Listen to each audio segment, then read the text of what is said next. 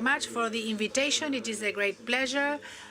It's true, I've always wanted to participate in this space. It is a space that develops knowledge very much in connection with the media and the future of the media. And there isn't much talk about this publicly, so I thank you very much for having organized this. I lead a multidisciplinary team at Disney. We have a regional office in Buenos Aires, as you could see in the previous video. This multidisciplinary team works on lots of different combined creative industries, creating content, doing developments, helping Disney teams in different areas to innovate and launch those products that they themselves create and develop. We are part of a global network of creative and digital teams. We collaborate in everything we do, so as not to reinvent the wheel every time we are thinking about a project. We help, if we invent something, we help others take advantage of this. My story started many years ago. That's me. When I was 5 years old, I think it was in kindergarten, at a play. I performed at Peter Pan, and I was in love with Tinkerbell, like everyone else at Peter Pan. I was always interested in Disney. Disney was always in me. As a matter of fact, when I was 13, I went to Carlos Pellegrini Business School nearby. Someone asked us, how do you picture yourself in 10 years' time? You know, those exercises when they help you develop your vocation. I wrote down in a piece of paper that I was going to work for Disney. I didn't have the faintest idea that 10 years later I would be drawing for the company as a freelance job that I was asked to do overnight. The company was thinking of doing a parade here on the 9th of July in Buenos Aires. It was never done. As you may remember, it never happened, but it did happen somewhere else, as you will see in a moment, in Mexico. Between 5 and 7 million people blocking the streets to watch this parade. It was crazy to take all these vehicles outside of the park was unprecedented.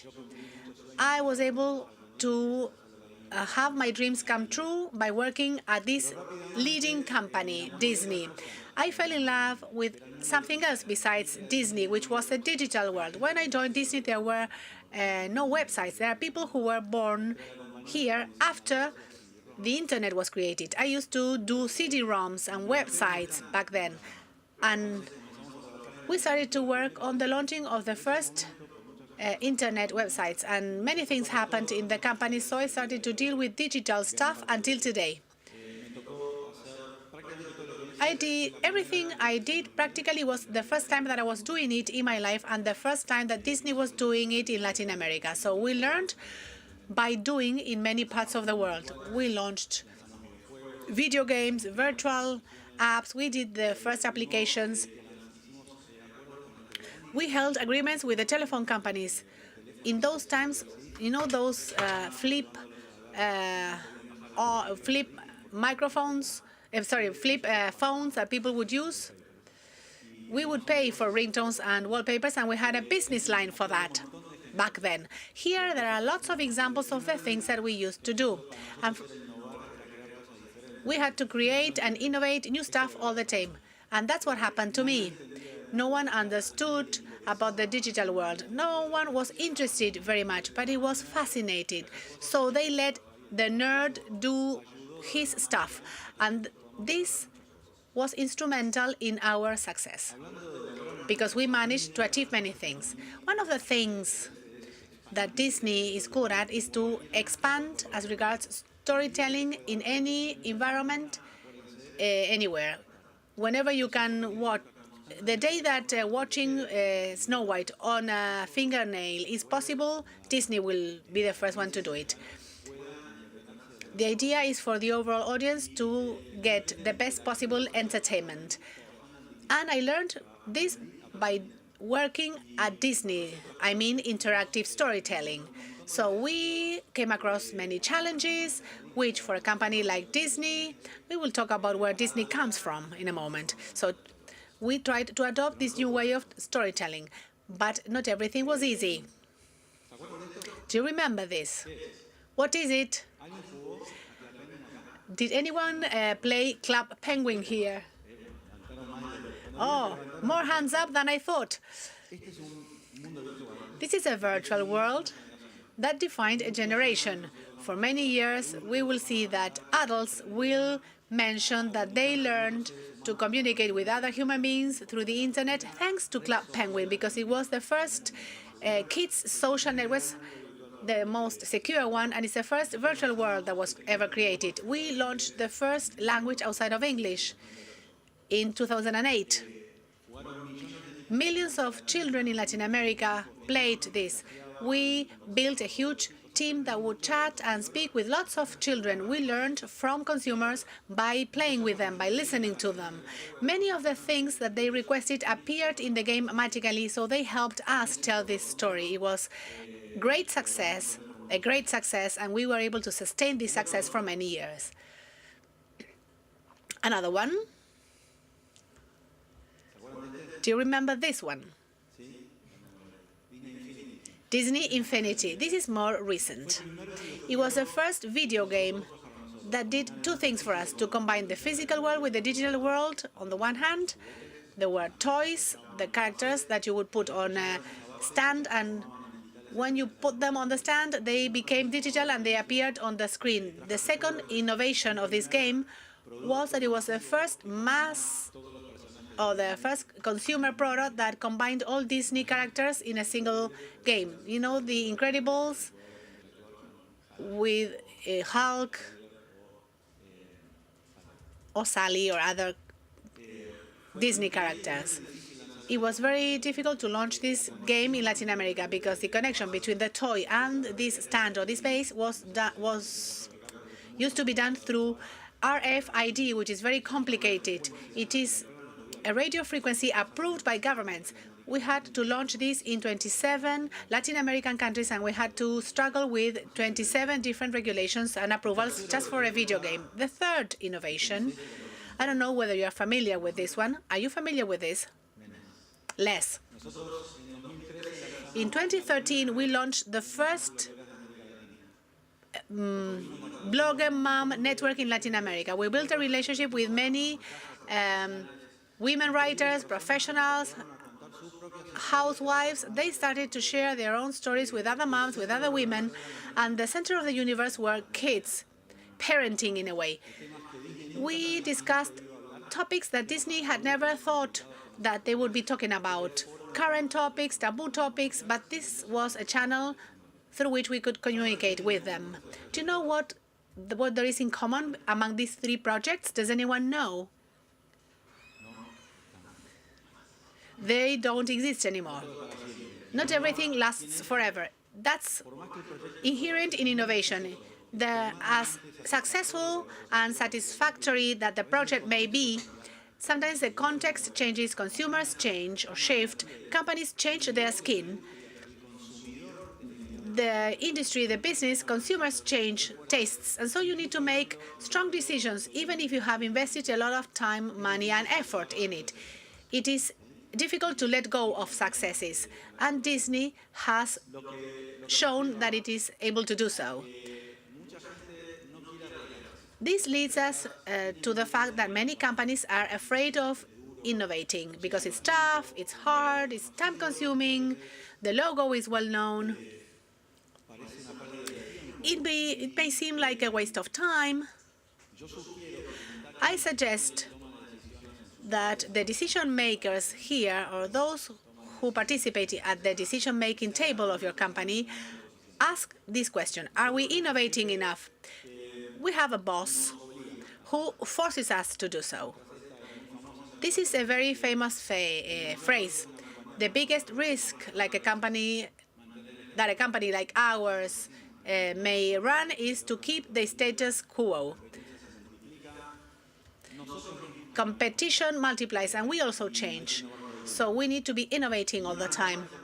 In a company like Disney that is almost 100 years old, it's 95th anniversary in October. This is one of the first historical characters. It's turning 90 in November of this year. Do you think that a company like Disney, who's 100-year-old, is a company where it's easy to innovate and to shift? Yes or no? It's a split audience. Let's see. Let me share with you 4 things that I have detected that Disney has used to be able to innovate and be creative and maintain what you may consider that makes Disney a leading company. Why is Disney a leader in almost every industry where it operates? Because it's constantly innovating and creating. These are 4 keys that I have selected to share with you, to provide you with some examples of how we achieve this. First of all is technology. Every time we talk about technology, we imagine these things, but it's not like that all the time. It started here. Do you know what this is? It's the multi-drawing machine. It's not a Walt Disney invention. He did this with his equipment. There were similar ones. He did the best one. He created depth of field for animation and for creating content. He did that in 1937 when we premiered Snow White, the first animated movie in history, the first movie to win an Oscar award, and the first one to use multiple planes. You see the clouds, the trees at the front, and the castle. So he was able to tell a story better, to create the story better. Another example, fantasy. 1940, Walt Disney's first work, a magician. Do you see the water? How the water was created in 1940. Look how we make water now. Did you see Moana? This is water today in the movies. If it weren't for technology, this wouldn't be possible. Computer-based animation had a revolution. Thanks to these guys, these magical guys. They did the first movie that was fully produced on a computer. They changed consumers' minds as well. I believe that all animated movies in the industry have 3D animation, which is the term we use with computers. Every content that we see rely on a computer, but they changed the mindset so much so that Disney ended up acquiring them to acquire that know-how, that innovative thinking, that different way of creating content to the company's portfolio. This is another example. Cinderella, when she is transformed. How did she transform? They couldn't understand the effect. They knew it was animation, but they didn't know how it was done. Technology allowed us not only to be able to tell that same story for new generations, but also to do this with humans, creating the same magical effect, or being able to create or to retell movies like The Jungle Book. Have you seen this one? Just one actor in a 2-hour-long movie, fully created on a computer, combining real locations, and this is just an example. You see the original one and the new one. Computers, technology, vision. It is a tool that has enabled us to retell stories, to renovate ourselves. The TV industry. This is how it all started. Walt was about to launch Disneyland in 1954. It opened its doors in 1955. He traveled to New York to hold an agreement with ABC, which was a chain like Channel 13 or Telefe in Argentina, and he agreed to create a program that was going to retell how the park was being built, because people wanted to know. And it was a perfect agreement because they had Disney content and he had the promotion of the park, which he needed. It was something like this. Here now to tell you about it is Walt Disney. Welcome. Esto lo ven en blanco y negro. Él lo filmó en color, a pesar de que la mayoría... You see this in black and white, but he filmed this in color. Even though all TV sets were black and white, he knew that eventually people will be using color TV. I believe that we have seen this somewhere in color. I shouldn't explain to you what TV is like today. We even watch TV from our phones. It should be pointed out that we have taken advantage of that technology to take content to all the households of the world. Not only have we been able to create content, but we have gotten involved with sports. ESPN, Disney produced the Oscar Award ceremony, which you see in different channels in the region. So the broadcasting and content transmission experience is terrific. There's a lot of work when it comes to operate this in the background. This, which looks like the NASA, eventually will become a tiny little screen, because technology first makes things big and then it makes them smaller. Even though it's not technology, but there is a lot of innovation involved. Disney launched this in 2006. I didn't put any sound so that you wouldn't start dancing. Do you remember? This was a great phenomenon. Not everyone was expecting this. I saw this earlier and I wasn't expecting such a great success. It revolutionized the world, industries.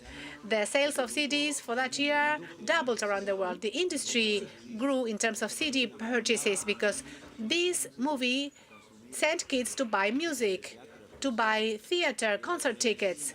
There was frenzy in the streets. I believe that there were 250,000 people who went to the River Plate Stadium to watch this in Argentina only. This was a finding that resulted from many searches. It's not the first movie that Disney did in the US. Not all of them were a success. They did many movies afterwards, but they did not have the effect that this one had around the world. It had a cascade effect of constant search, trying to find the perfect equation for success, trying to look for the success involved in this, to sing and dance with a US sweetheart, pretty kids. That search that was done with fine-tuning of the content, with taking into account all the different variables, proved to be successful. There were many lessons learned, so much so that here in Argentina, jointly with Europe, many years ago, we also tried to do something similar. Many of the people who did this here are here in the room. Would you like to raise your hand? Okay, you don't dare. Violetta, one of the first soap operas for children in our region. For us, everyone told us that we shouldn't be doing this because we were going to fail, because soap operas are meant for adults, not for children. Because a sequential show that children will watch on a daily basis will not work, because children are more prone to watching unit shows. But it was a great success. Hundreds of countries watched Violetta. Millions of children in the streets welcomed them at airports, at hotels, platinum, gold records, titanium records. It was a great success. The records sold by the tons. But it required courage and risk, and this was done in Argentina for the world in co-production with Europe. Disney innovates in many products. From the start, Walt Disney knew that people would want to buy the products, the merchandising, because they would fall in love with the story of the movies. So he partnered with Kay Kamen, a businessman who was very creative. He had a good sense of marketing and he knew exactly what people wanted, and he convinced Disney to strike this deal to create the products that people would materialize the happiness of his movies in products. The company developed an enormous amount of products, and it leads in more than 70 sectors of the consumer product business, like toys, dolls, board games. Technology today is embedded in our daily lives. We are trying to make this a Disney experience as well. Any product can have associated storytelling as long as we find the right partner, the consumer demand, and the story, the creativity, and the IP that is correct for that study or appropriate. There are refrigerators with a Mickey Mouse logo, and also washing machines with the Star Wars emblem. So if we talk about creativity and innovation, we cannot help talking about the parks. It is one of the areas of fast technology development, and it does development services, or it provides development services for all companies that want to partner with us or rely on us, because we collaborate with companies in innovation, in science, and in security. So going to the parks, the experience in the park in 1955, it was not a black and white experience. The parks, the characters looked older. But not only that, the technology and design, the look and feel, and the time that is devoted to each thing, and the business design, how people will consume when it comes to consuming entertainment. We also innovated in the ticket prices. But our progress regarding access to information and people can have their access in a bracelet or their payment means. If you had the chance to visit the parks, you may have used the application while queuing before the rides. You can make a better use of your time while you're on vacation with these apps and the types of attractions that we have.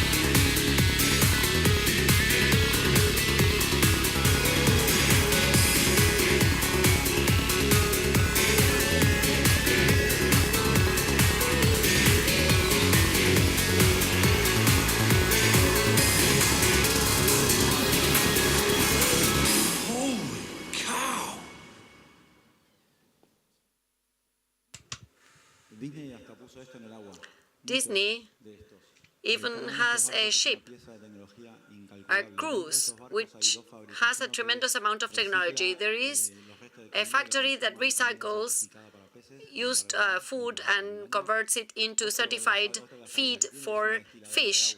And it also has a water distiller. It distills water from the ocean. It's water that is used for the pool, for instance, or for the water closet. So it creates energy as it moves, and it also means a lot of entertainment. It's great fun. It's an incredible experience. It's a company that didn't know anything about vessels, for instance, or taking people from one island to the next. They have learned how to do it, and they are doing it wonderfully well. There is a direct engagement or connection between art and technology in everything we do. We were born as an artistic company, created by an artist, and today we still do entertainment that gives priority to art, creativity, innovation, and entertainment associated with feelings and emotions. That's why the second thing I wanted to talk about is the role of art in what we do. We have artists in all our worldwide offices. They are sitting, drawing, and interpreting the brand and the stories. They are creating things connected with business. These creations or these drawings are applied to the contents we can create, but also in consumer products on the shelves of supermarkets, and they end up in your homes. To us, this is no trivial thing. This is not something we do because we need it. It's our constant belief that pushes us to invent new initiatives. This was one of the first artistic collaborations. These two crazy guys made friends with each other. They believed they were geniuses. And they started creating art manifestos. There are some contents that were published and others which were not released. Inspired in this collaboration, we are conducting a program to collaborate with artists at any level, in any location of the world. It has not been launched yet, but we are organizing it little by little, but we do it every day. This is an example of what we are going to do once we get organized. Eres un genio, soy un genio. Asociarse.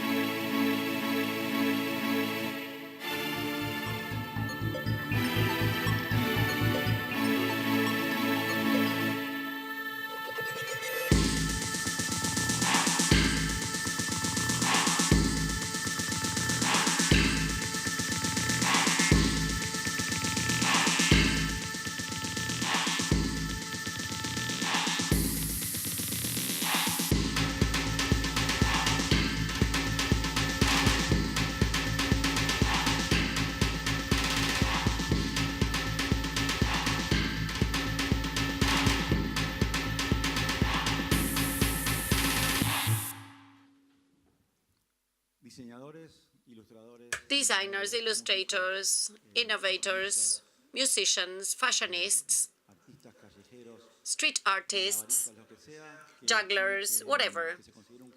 Whoever considers him or herself a creator or a creative artist can join us, and we will start applying this everywhere. Now let's go back to the presentation. These artists are everywhere, in Buenos Aires, Latin America, China, Asia, Japan, Africa, whatever. So this leads me to my third point, which is local culture. Disney expanded from Los Angeles, where the company was created, to all over the world. It has offices in almost every country in the world, trying to engage with consumers. The company grew as an international company from the very beginning, bringing a product that was created in the US to each of the countries. But the best way of being global is being local. And now there's a term in English, glocal. This means that we create contents that are relevant for each country, that we have empathy for local culture. Doing it properly, we create better business, and it makes business sense, but we also engage better with consumers. That's why Disney uses art as one of the main vehicles to connect and translate those stories with each of them. One of the best examples that I find is Asia. Asia has a very different culture from the Western world. We look different, we eat different, we hear and talk differently, but we value emotions differently. We also connect differently with colors, with patterns, with textures. We are very different. And Disney has to adapt. It has to release its creative ego, saying this is my content, and transform locally. There are artists from all over the world who are looking for that connection with stories like Star Wars, with a millenary character of Japan. We can also take Disney to any beach on the planet, and feeling that you are in Brazil when you use those, wear those flip-flops, or to connect to the samurai culture in this way. Can you see the mix of culture? An incredible experience, local experience, is a Disney park that opened in Shanghai some years ago. This year, I was lucky to visit the place. You don't get Western food there. Almost all food is Asian food. Logistics in the park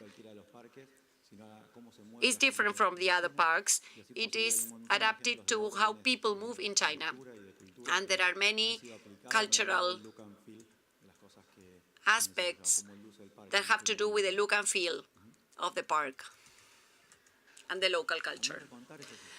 Also, the retelling of the stories, reconnecting with the regions and cultures in a modern world.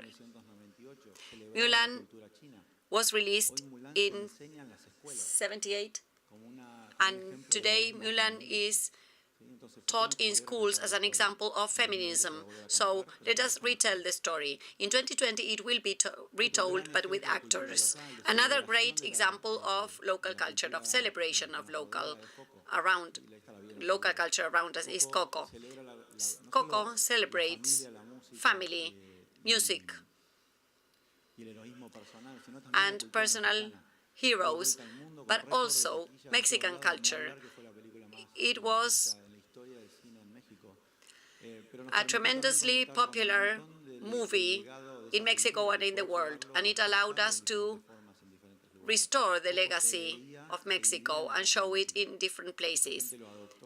Coco lived in the streets of Mexico, and people adopted this character. And the last point is shorter, but it is the most important one. The last point has to do with having a team around us, building a team of people with talent, commitment, and passion, and vision. In the future, Disney wants to create the best experiences in the world. That's why you need to be surrounded by the best talent and the best people, and you need to have this team to be 2 steps ahead of the consumer, trying to execute and deliver on that expectation. Santiago will talk about the future of work, and one of the things that we have to hope for in the future is creativity. The World Forum mentioned creativity. It is one of the most valued talents in the world. And there are many other values, but creativity has grown in terms of hiring expectations. The world evolves rapidly. Technology changes. Competition is increasingly tough. The world economy is changing. We need creativity in all spheres of life. That is very important when you build a team. And the other point is diversity. For Disney, this is a symbol of modernity, of the modern times. And as a famous agency said, I'm not going to mention it, being modern is being happy with change. And Disney changes constantly, and that change is the result of diversity. It's not only contents celebrating race, nationality, origin, but also diversity in our teams, the exchange of ideas, diversity of origins and of goals, where I want to go with my project. Not only because we are in a changing context, because the consumer experience requires it. We need this team having a diversity of people. We celebrate that. And finally, never forget being curious. That's what brought us here, and that's what's going to carry us into the future. Thank you. Thank you, Eze. Please stay here for some questions. Some time ago, when we started talking, I felt the humanization of Walt Disney, because it's a brand. It's an immortal being that is there, but it caused my admiration because I am a media person and transmedia specialist. So when I saw the map that Disney had developed in what year? In the 30s. The company was created in 1923. In the 30s, Walt Disney drew a map of what the company would be like. It's a great corporation in the mind of someone who had a great vision. And he had a strategy that continues to be delivered today. So, I would like you to tell us In terms of mobile interactivity, what are your plans for Latin America right now? I can also talk about the global sphere. As I said, Disney's strategy is to reach as many homes as possible. Latin America is a region with a lot of complexity, bandwidth, the penetration of technology and devices, affordability or pricing of technology, the steps that content has to generate. Disney, as a company, wants to reach all homes, and it announced a hybrid strategy for consumers. It has been publicly released. Disney will provide contents everywhere and anytime, and we will also maintain the intermediaries, because in the end it is the consumer's decision, it is not the company's decision how content is consumed. And Latin America is a region that, even though it is lagging behind in penetration and adoption of certain services, it is taking huge leaps and making enormous progress. Do we have any other questions for Ezequiel? My question is in connection with the digital.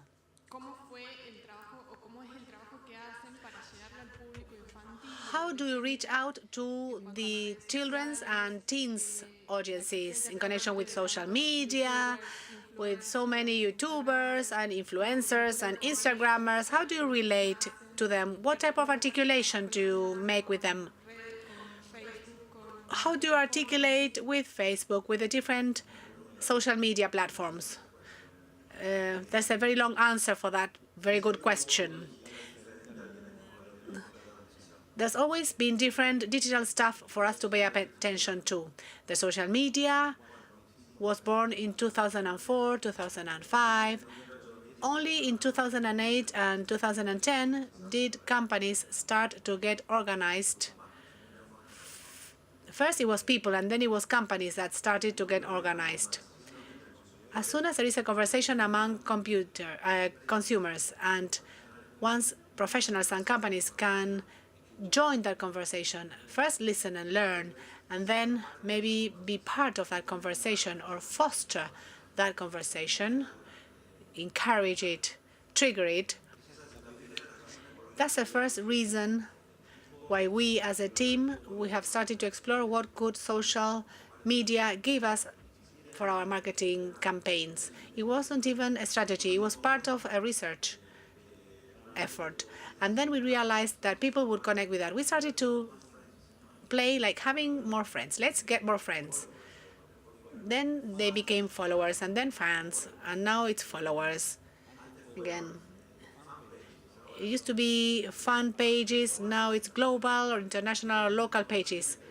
The platform has been changing constantly, and I use Facebook as the generic term. Platforms started to find the business, to identify where the business was. For companies like Disney, investments started to get more formalized, and we started to assign budget, strategy, and to find a purpose. It wasn't a matter of investigating and learning and listening to consumers, but investing. We were seeking results. Every company looked at those results in a different manner. We have had incredible brand positioning experiences where the social media exploded. How much have we sold? We don't know yet, but there's been an explosion on the social media. That we know for sure. One of the biggest examples is I am a moon, soy luna. Violetta fans, soy luna. Violetta fans are extremely fanatic. They were paying attention to every single detail that we had for content development, or there were groups of fans that would get together in places. They would follow the actors in the social media to see the pictures that they were taking Once Disney started to dose that information, it exploded. There was an explosion. So we knew that something was already positioned before it was even launched. And that's thanks to the social media. So that's one of the great revolutions, one of the great cultural revolutions. And companies are not alien to this. But that's one of the great things we do. The digital media have existed since the 90s. They will evolve over time. I believe that all talks have mentioned this. They revolve around this. What is news? What is communication? As soon as Disney replies to a message to the consumer, and there's millions of them, and the expectation is for us to reply to all of them. We pay a lot of attention to that conversation and how we create that. We have gotten organized to create content specific for each of the platforms. I can show you a trailer in a horizontal way or format, but for Instagram, it should be square. How do we convert that trailer into a square video clip? At the beginning, we had to crop it, but then we had to design thinking about the platform, which requires investment and research. How many people are going to be watching that? Why are we going to invest money for this in this format? There are 12 video formats today. And you even need to take into account the technology with which they're going to be connecting to it, high resolution or different types of technology. I may be too technical. No? All right. Disney has gone through the same steps as an entrepreneur or an SMB, learning step by step. We have taken lessons from other countries because we are a global network, which enables us to apply this in each and every country. When we launched the first social media accounts in Latin America, we already knew what had happened in other countries, and we had the assumption and the perception that the same thing could happen here. It's not always so, but it helps. And do we have any other questions?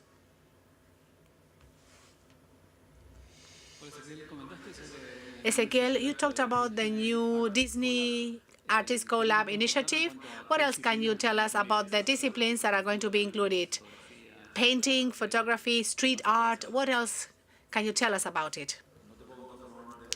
I cannot tell you formally now because we haven't stipulated that yet, but the idea is for us to be able to collaborate with renowned artists and amateurs and students, and in between there's lots of different figures to innovate and do different things and maybe create new business. I promise that soon we will be able to say what it is. Thank you very much. Ese, welcome.